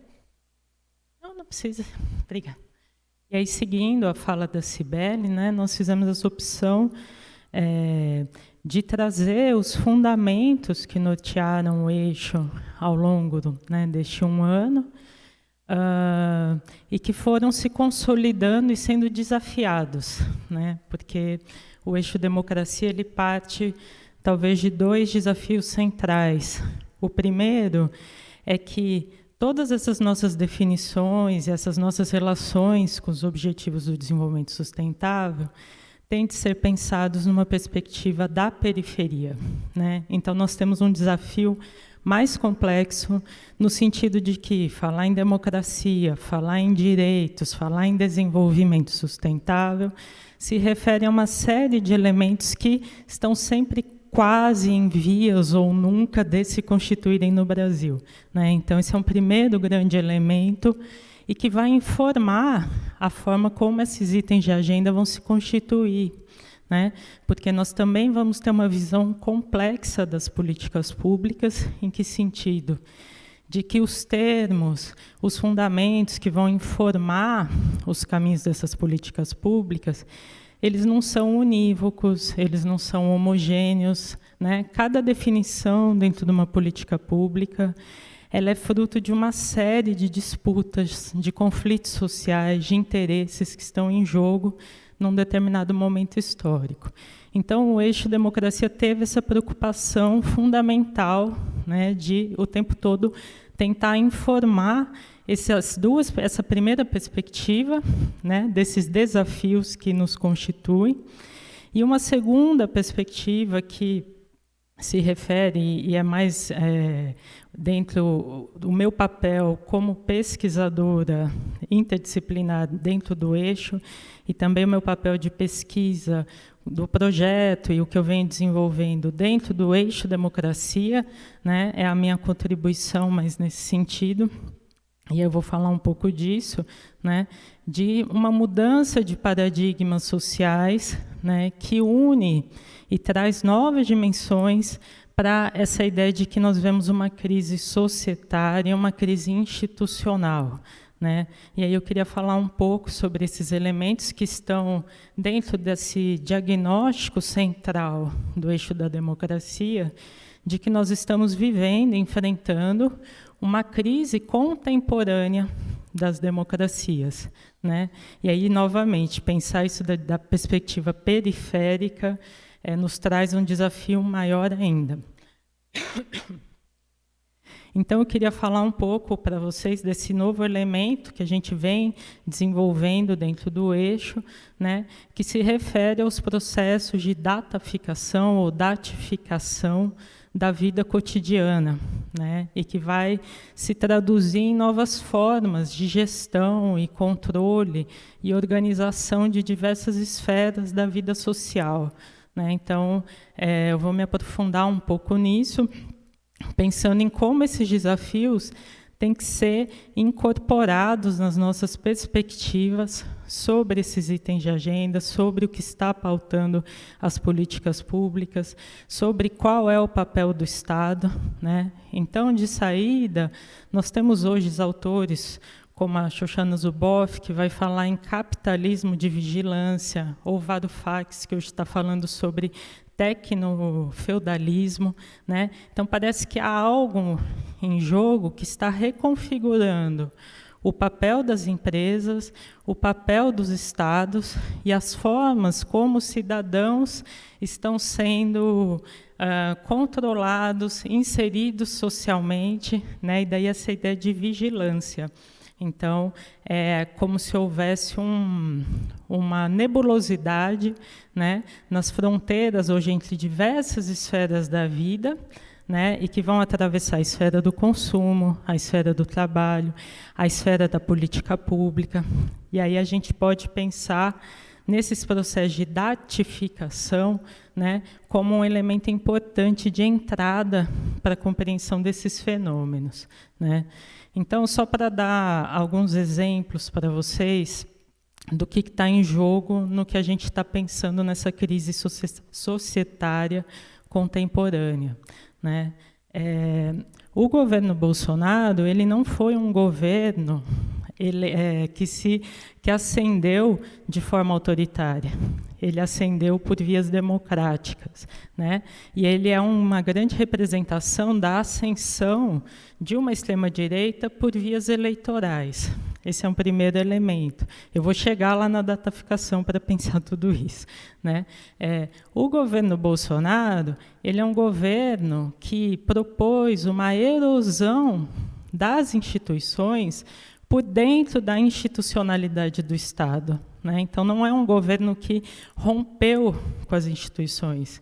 Pelo contrário, ele promoveu uma perda de legitimidade das instituições por dentro, no papel das próprias instituições, como uma forma de governo, né? Isso nos faz pensar que nós estamos tendo uma espécie de deslocamento das formas de legitimidade que são constituídas via Estado, né? Então, o governo Bolsonaro era um governo que agia como governo, mas desqualificava todas as formas de regulação e legitimidade que compõem o Estado. Esse é um primeiro elemento. No campo da ciência, isso é extremamente importante, né, para a gente entender hoje os desafios que nós, cientistas, aí passamos em diversas esferas sociais, né? No campo da ciência, nós falamos em negacionismo e anticiência, mas o que nós vimos ao longo da pandemia, e tem uma autora muito importante nessa leitura, que é a Letícia Cesarino, atualmente está como assessora do Silvio Almeida no governo no Ministério de Direitos Humanos, né? O que ela vai trazer para a gente, entre outros autores? O negacionismo, ele não é uma negação da ciência, isso que é complexo e nos desafia, né? Ele é o quê? Ele é uma deslegitimação de todos os mecanismos institucionais que compõem, inclusive, a Universidade de São Paulo, é uma desqualificação, né, de todos esses mecanismos que garantem legitimidade ao que nós estamos produzindo aqui dentro, né? Então, não se trata de negar a produção de um conhecimento, mas de desqualificar esse conhecimento que hoje é reconhecido como legítimo. Então, é um desafio enorme compreender como isso está acontecendo. Esses processos que vão constituindo outras formas de saberes e outras formas de legitimação que não passam mais pelos mecanismos de regulação do Estado. A mídia, né? Os veículos legítimos de disseminação da informação, eles estão vivendo uma crise fundamental. Em que medida? Bom, se criou outras formas de veiculação e circulação de informação que desqualificam a legitimidade desses veículos. Então, eles já não detêm mais um monopólio de um saber que é reconhecido como o saber verdadeiro. Esse saber está sendo posto em jogo, né? E por onde tudo isso está passando? Esse é o grande lance, né, dessas novas formas de governo que vão nos levar a pensar em crises institucionais e societárias. E mais um elemento, que é o que eu venho trabalhando há anos, que é o da uberização do trabalho, né? O que é a uberização do trabalho? A uberização do trabalho é uma nova forma de gestão, né, de centenas de milhares de pessoas que passam a ter sua vida dataficada e, ao mesmo tempo, vivem como trabalhadores informais. Esses fenômenos são controlados no tempo, no espaço, de formas ferrenhas, né, por meio de novas tecnologias. Hoje, nós estamos debatendo, e isso é algo que tem que ser incorporado aqui também no nosso projeto, né, nós estamos debatendo essas novas formas de regulação do trabalho. E vejam que interessante, nós estamos debatendo depois que elas já existem e elas atingiram milhões de pessoas pelo mundo, dezenas de milhões, eu não sei, a gente nem sabe dizer quantas, né? Então, como é que essas empresas ganharam legitimidade ao largo do Estado, né? Essa é uma grande questão. Então, todos esses elementos, eles estão apontando para nós, em que sentido? Tá, já vou concluir. Eles estão apontando para nós em que sentido? Nós temos novas formas de organização, de novas configurações de empresas, né? Essas empresas que estão permeando toda a nossa vida social, em todas as esferas da nossa vida, né? Elas se constituem de formas que passam ao largo do Estado, e elas são atores centrais na Constituição, mas não só elas, a gente não tem que olhar só para elas, é um contexto social que vai articular uma série de elementos, inclusive as desigualdades sociais, como elas vão operar nesses contextos, né? Mas que elas estão provendo instrumentos que têm a ver com a dataficação, né? De atravessar todos os elementos da nossa vida cotidiana, transformar esses elementos da vida cotidiana em dados, e dados que são gerenciáveis de formas cada vez mais obscuras e não reguladas, né? Então, esse é o primeiro elemento central da dataficação. E a dataficação está atravessando todas as esferas da vida, né? O campo da saúde, as políticas públicas estão se dataficando, e elas vão aparecer como elementos neutros, como se a tecnologia simplesmente fosse uma forma de propiciar eficiência, agilidade, né, imparcialidade para as políticas públicas. Mas vários estudos, né, no mundo inteiro, do sistema de saúde inglês, entre outros, estão mostrando que os processos de dataficação, eles também vão codificar, ainda que podemos dizer que não intencionalmente, todas as desigualdades sociais. Então, as formas de racismo, de discriminação, que já vão definir lá a forma como o cidadão acessou aquele sistema de saúde, estão sendo dataficadas, né? Então, o racismo que já começa lá atrás, hoje ele se transforma em dados. Então, nós estamos vivendo um desafio enorme, porque, de fato, essas novas tecnologias, associadas com os processos de financiarização, associadas com os processos de monopolização produzidos por uma enorme concentração de capital na mão de algumas empresas, décadas de políticas neoliberais, né, estão produzindo os novos paradigmas. E nós estamos vendo essas transformações em ato. O governo Bolsonaro ele é, né, uma materialização dessas novas formas de controle e gestão, né, e que elas ainda estão muito obscuras para nós. Então, eu quis trazer um pouco mais desse tema, porque no eixo a gente está abraçando muito fortemente essa ideia dessa crise societária institucional, né? Mas nós temos que correr contra o tempo todo, na compreensão dos paradigmas e das referências, né, que estão se transformando, estão nos desafiando até pensarmos as formas que nós queremos informar essas políticas públicas. É isso, obrigada.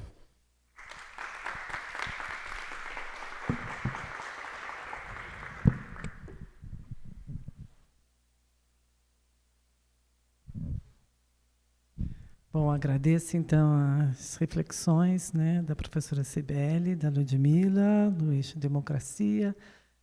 Vamos chamar agora o próximo palestrante do Eixo Educação, coordenador do Eixo Educação, professor Marcos Garcia Neira, seguido da professora Somaia Matar e do Gabriel Moura Silva. Professor Marcos, muito obrigada pela sua participação. Só mais um anúncio aqui, para os que estão nos assistindo no YouTube. Se quiserem mandar perguntas, o endereço é proetusp, tudo junto, @usp.br. Obrigada.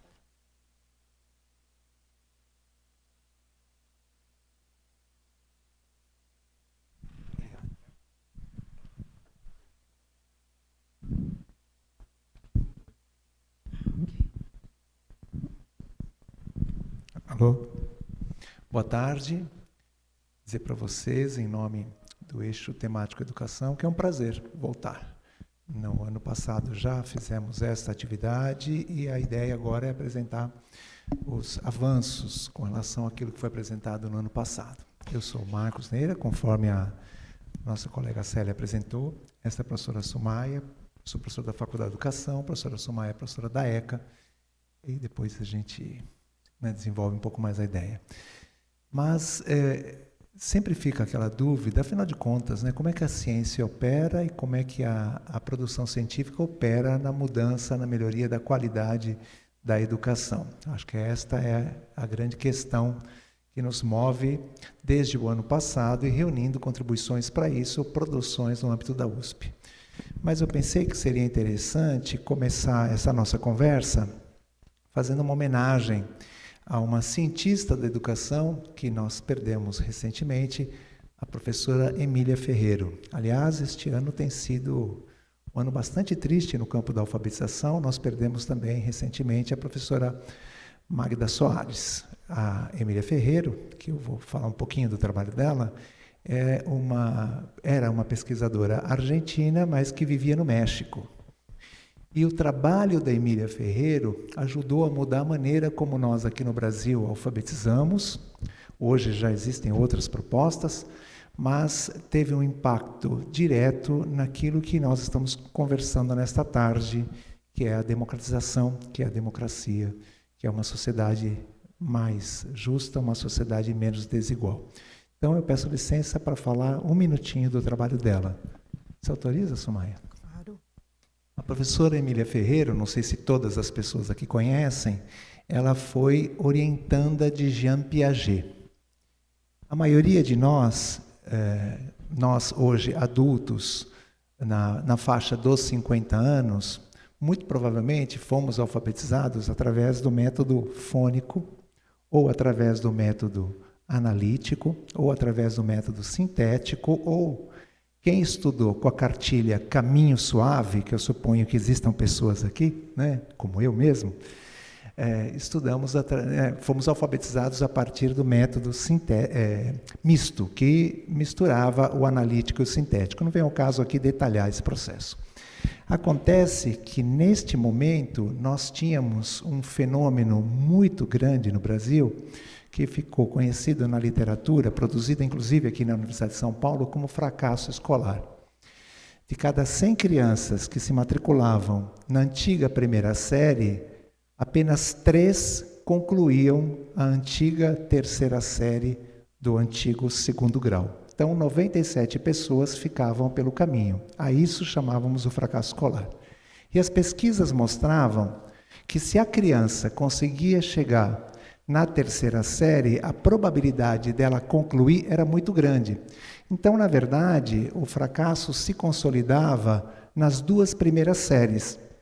Tanto é que o Estado de São Paulo, nos anos 80, foi inovador na criação dos ciclos, do ensino ciclado. Bom, não vem ao caso, um dia até a gente já conversou sobre isso, Eu estou lembrado, que conversamos sobre essa. A professora Sumaia e eu fomos professores do ensino ciclado lá na década de 80, não vale a pena aqui alongar. Mas o caso da professora Emília Ferreiro foi o seguinte: a pesquisa dela reproduziu o método utilizado por Jean Piaget, que era o método clínico crítico, e ela entrevistou 2.000 crianças mexicanas. E ela fez 4 desafios para as crianças, usando o método piagetiano, fez 4 desafios para as crianças. Ela pediu que as crianças escrevessem palavras de sílabas que ela ditava a partir do universo semântico das crianças. Por exemplo, bola. Ela pediu também que as crianças escrevessem palavras trissílabas. E ela pediu que as crianças escrevessem palavras polissílabas e, finalmente, ela ditou frases em que 1 ou 2 dessas palavras estavam inseridas. Ao analisar esse material, ela chegou a 3 conclusões importantes. A primeira é que as crianças do meio urbano apresentavam hipóteses de escrita mais elaboradas que as crianças do meio rural. A segunda é que todas as crianças seguiam mais ou menos a mesma sequência na apresentação das suas hipóteses. E a terceira é que estas crianças, elas qualificavam as suas hipóteses mudando a quantidade de sinais que elas usavam e a qualidade de sinais que elas usavam. Então, certamente, alguém aqui já chegou na reunião, agora, na condição de pai, mãe ou responsável por alguma criança, chegou na reunião na escola e ouviu da professora ou do professor assim, que a sua filha, o seu filho ainda estava na hipótese silábica, que a sua filha, seu filho ainda estava na hipótese pré-silábica, ou na garatuja, ou na hipótese ortográfica. Este foi o grande trabalho da professora Emília Ferreiro, só que ela divulgou seu trabalho em formato de pesquisa, num livro que no Brasil ficou muito conhecido, mas esse trabalho não dizia como fazer. Esse trabalho apenas documentava, era tese de doutorado, documentava a pesquisa. E naquele momento, no comecinho dos anos 80, as pedagogas e os pedagogos, ou as professoras e professoras com habilitação no magistério, começaram a perguntar, bom, a partir dessa descoberta, como é que eu alfabetizo? A partir dessa descoberta, como é que eu penso na sala de aula? E aí se deu a grande mudança. Lembram da primeira questão que ela trouxe? Ora, por que as crianças do meio urbano apresentavam hipóteses mais elaboradas? Porque elas conviviam muito mais com a linguagem escrita. E aí nós passamos a encher as salas de aula com textos escritos, plaquetas, identificações. Nós passamos a trabalhar com as placas, com os nomes das crianças.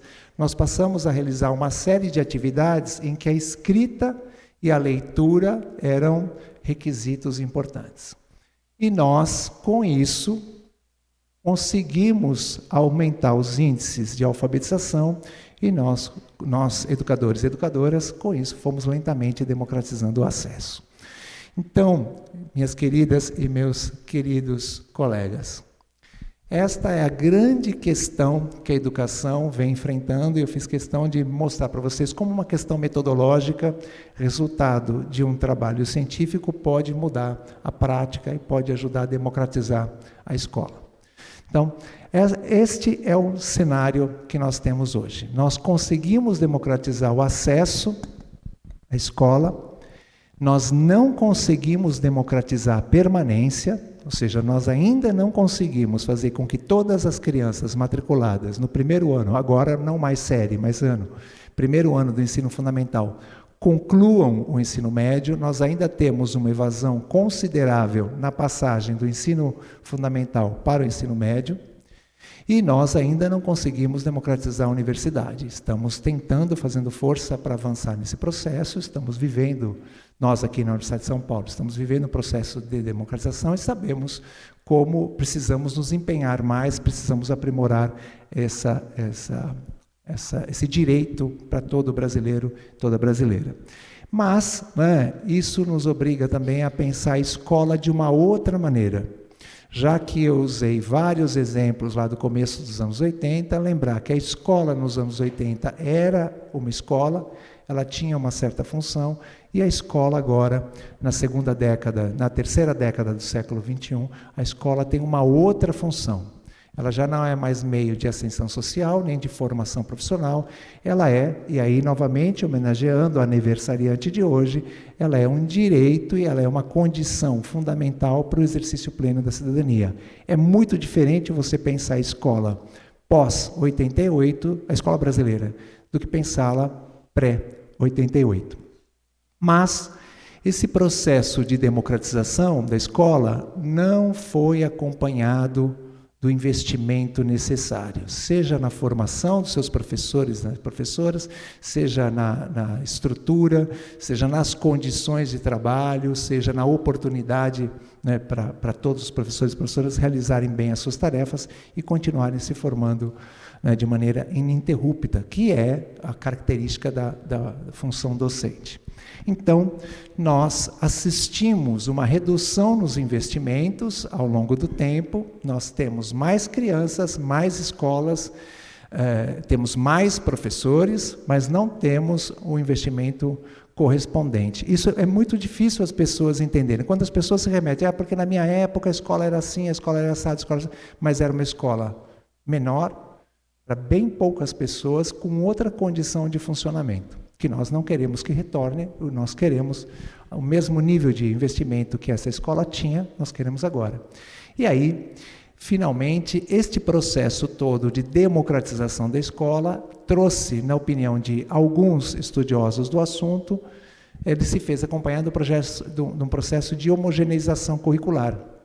Então, o que nós temos visto é um esforço de fazer chegar o mesmo ensino a todas as pessoas, com pouco espaço para cumprir aquilo que está na Lei de Diretrizes e Bases da Educação, que se ampara na Constituição, que é justamente que cada escola possa desenvolver o seu projeto político-pedagógico, né? Ou seja, construir e realizar o seu projeto político-pedagógico. Então, se nós temos um público cada vez maior, se nós temos um público cada vez mais diferente na escola, nós não podemos pensar que todos vão aprender da mesma maneira, nós não podemos pensar que todos terão que ter as mesmas aulas, todos terão que ter o mesmo tipo de conhecimento. Por isto, os grandes desafios que temos pela frente, e aí são, além desses, né, estes e outros, que o eixo temático educação vem buscando responder a partir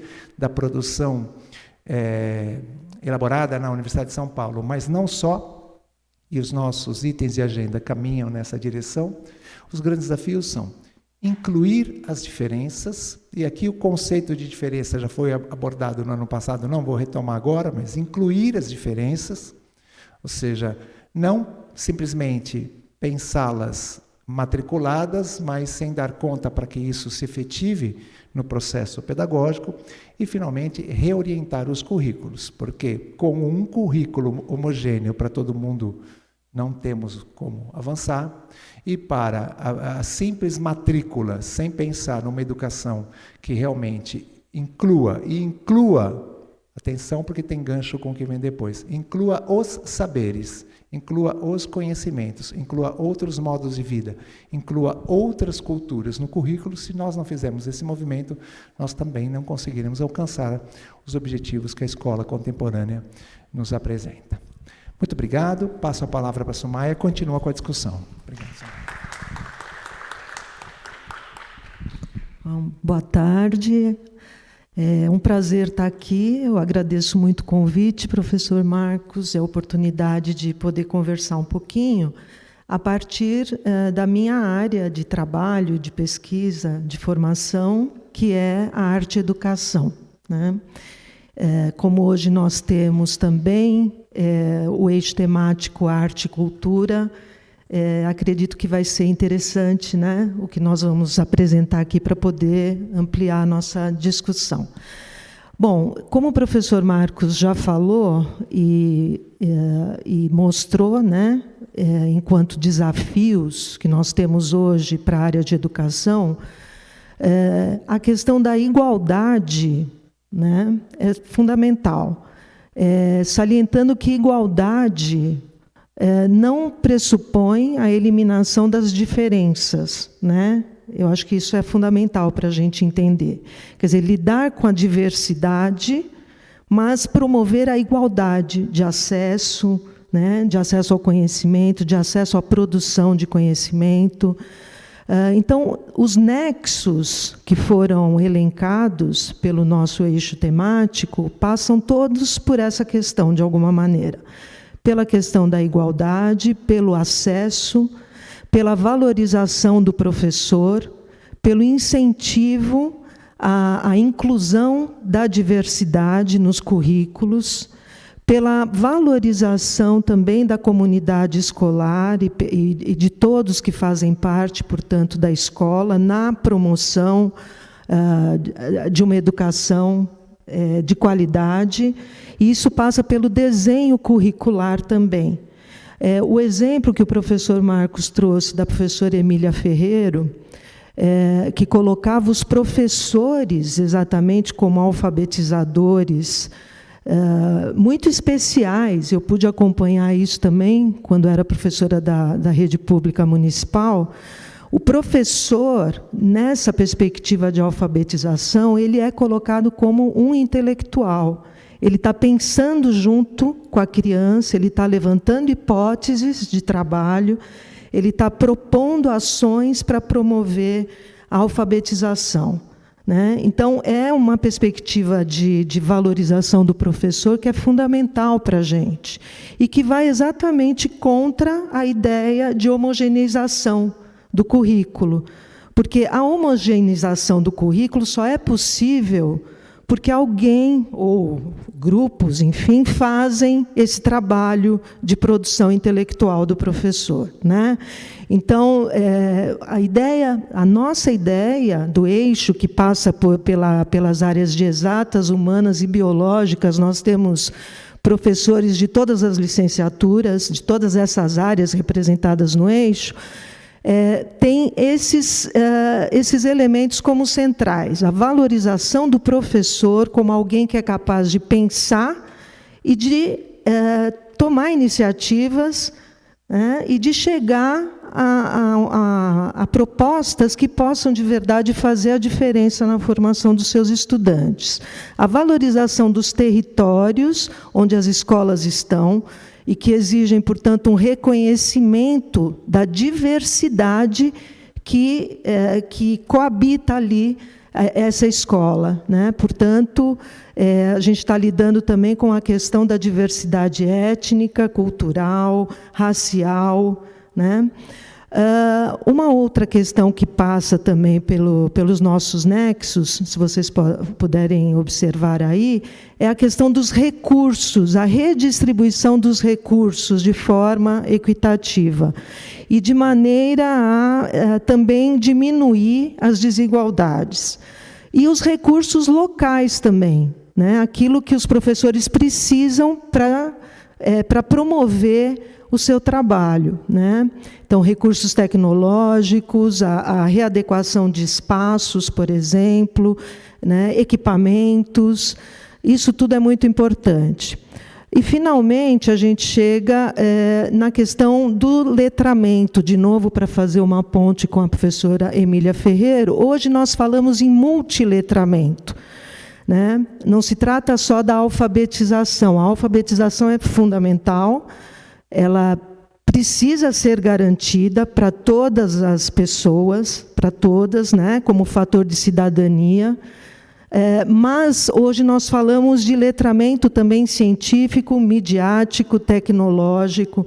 É impossível pensar numa escola democrática, né, sem acesso, por exemplo, à internet. Isso é algo impensável hoje para a gente, né? Nós vimos, por exemplo, na pandemia, o quão difícil foi, né, garantir as práticas escolares, as aulas, enfim, em algumas regiões, mesmo aqui em São Paulo, em algumas escolas, né, que as crianças não tinham, por exemplo, nem mesmo um celular para acompanhar as aulas. Então, o eixo educação, ele é bastante complexo. Falando em complexidade, ele é complexo e ele é central, né? Ele é mais do que transversal. Ele é transversal, ele perpassa por todos os outros eixos, mas ele é central. Sem a educação, e a educação básica, sobretudo, é muito difícil a gente falar de qualquer outro tema, né?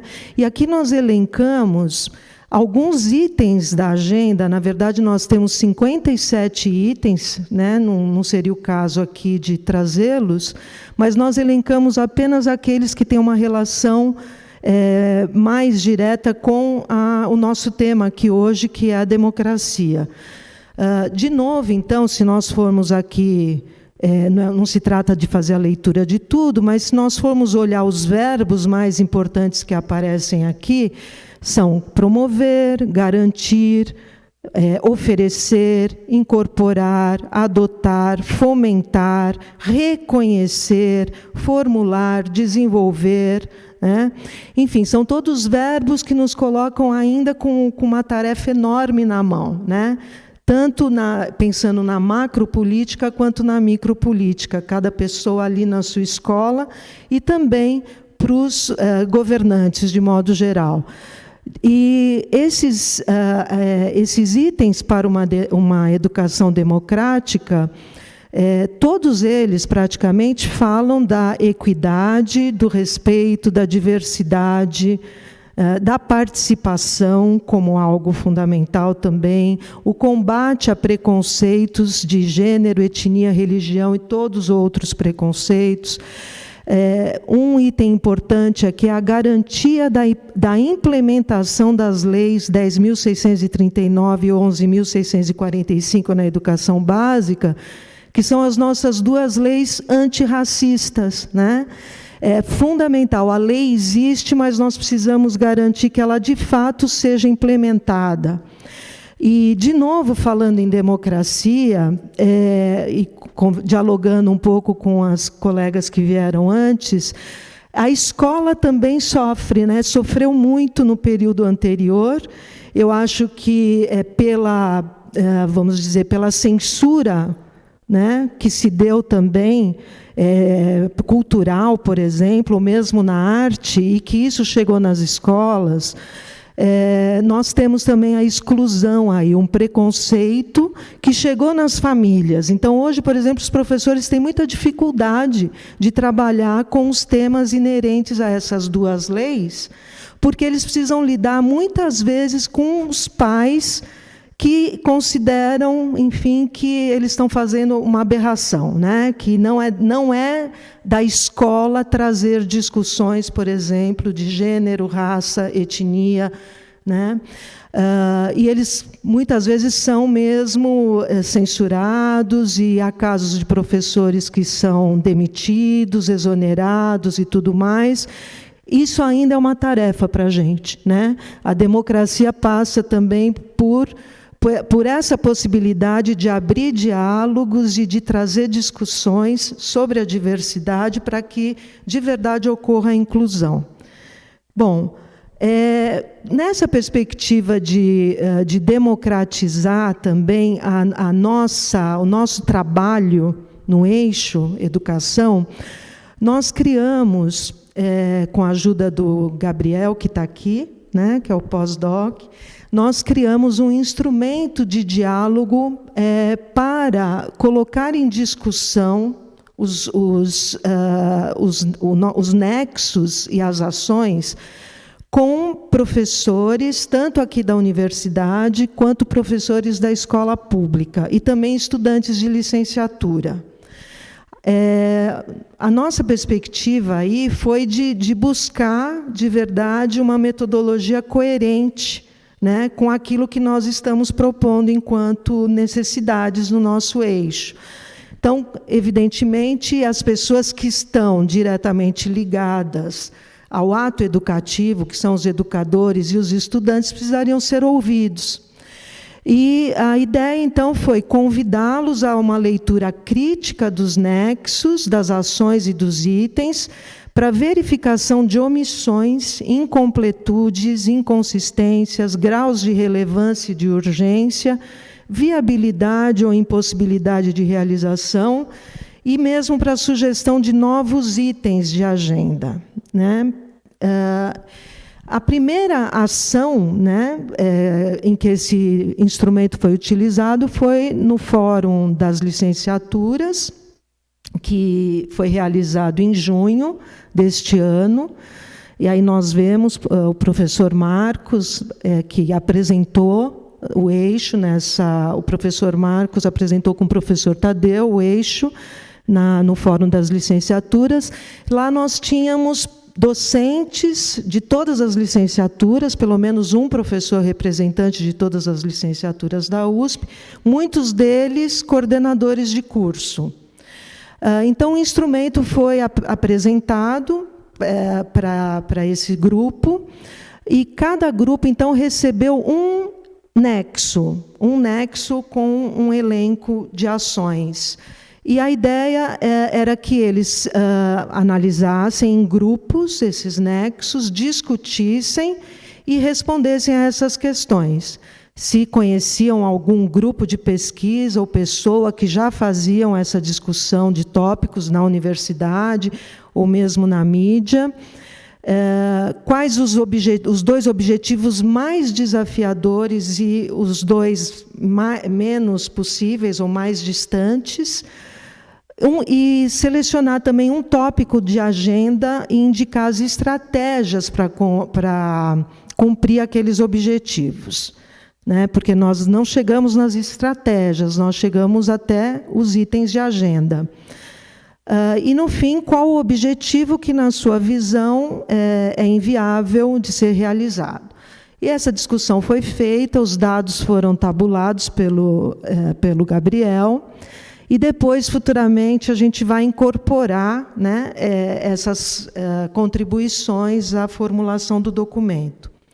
O outro momento de consulta pública foi no encontro USP-Escola, realizado em julho deste ano também, num curso Sustentabilidade e Equidade nas Práticas de Educação Ambiental, coordenado pela professora Rosana Louro, também participando muitas pessoas, e o próprio Gabriel aplicou o instrumento com grupos de professores de escola pública. Né? Os professores receberam, então, esse instrumento, escolheram um nexo e fizeram a discussão a partir dessas 3 proposições. Classificar o grupo de itens de agenda, quanto à urgência e necessidade, explicar os motivos que levaram a essa classificação e sugerir novos itens de agenda ou ideias. E foi realmente um trabalho artesanal. Eles recortaram, eles reclassificaram, reordenaram, discutiram. Tem uma gravação, tem gravações que o Gabriel fez, que até tentei colocar aqui, mas ela estava muito... O som não estava muito bom, eu ia trazer para vocês ouvirem os professores discutindo e explicando por que um item deveria ser em primeiro e o outro depois, quais as questões que eles estavam considerando mais importantes. Aqui a gente tem um pouquinho do que aconteceu no eixo arte, no nexo arte, cultura e linguagens. Né? Então, por exemplo, 6.1 era ampliar a contribuição de conteúdos, temas, vivências e conhecimentos artísticos e culturais na formação inicial docente. Só que eles classificaram como 9 e não 1. Né? E eles discutem, então, por que eles escolhem como item 1, ou como item de agenda 1, o 6.03, que é adotar como princípios das ações educativas, dentro e fora do espaço escolar, o diálogo e a convivência democrática entre indivíduos e grupos diversificados, com seus respectivos sistemas de pensamento, códigos e formas de expressão e de produção simbólica. Eles colocaram isso como ponto 1, em primeiro lugar, quer dizer, é uma condição para tudo mais, né? Para tudo mais. Então, tanto os recursos, quanto a formação de professores, quanto muitas outras coisas que nós colocamos aqui, garantia de condições, por exemplo, de trabalho, profissionalização, vem depois. Quer dizer, então eles estão colocando de verdade uma questão fundamental, né, que já foi apresentada por vocês, e que nós reforçamos aqui. Quer dizer, a educação precisa, de verdade, né, como o professor Marcos falou, lidar com a diversidade, com a diferença, e criar espaços, né, de sociabilidade, de convívio, né, de espaços verdadeiramente democráticos. E a arte e a cultura, que é exatamente os tópicos que estão elencados aqui, tem muito a oferecer. Tem muito a oferecer para a abertura de diálogos, para a expressão das diferenças, não é? Para o contato com códigos diferentes, né? O acesso à produção simbólica da humanidade, que é heterogêneo e é diversificado, a possibilidade, portanto, né, de lidar com o outro, né, não como um inimigo, né, evidentemente, mas como alguém que pode ser diferente, mas com quem eu tenho muito a aprender, né? Então, a escola precisa assumir essa tarefa, tá? Eu só vou ler mais o segundo aqui, que eu acho importantíssimo, que eles colocaram também, que tem relação com isso. Era 6.9, eles levaram para o segundo lugar. Garantir condições para a implementação efetiva das leis, que eu já mencionei, a 10.000 e a 11.000, e promover o intercâmbio entre pessoas e grupos pertencentes a culturas diversas, colaborando com a luta antirracista e com os processos de diferenciação e identificação de estudantes, com especial atenção às culturas indígenas e afro-brasileiras. Então, enfim, a gente poderia comentar muito mais aqui, mas eu acho que já colocamos algumas ideias aqui, né, e estamos aí abertos para a conversa. Nós faremos a continuidade do trabalho. A ideia é fazer novas consultas públicas na escola de aplicação, com os professores e os estudantes, em São Carlos também, numa escola estadual, no Núcleo de Educação Ambiental da Secretaria Municipal de Educação e nos programas Residência Pedagógica e PIBID, com os licenciandos das várias licenciaturas da USP. E também almejamos aí realizar um evento de educação voltado para os educadores da educação básica, professores e professoras e gestores, para discutir as temáticas e atualidades do campo. Aqui estão todos os participantes do nosso eixo, e muito obrigada.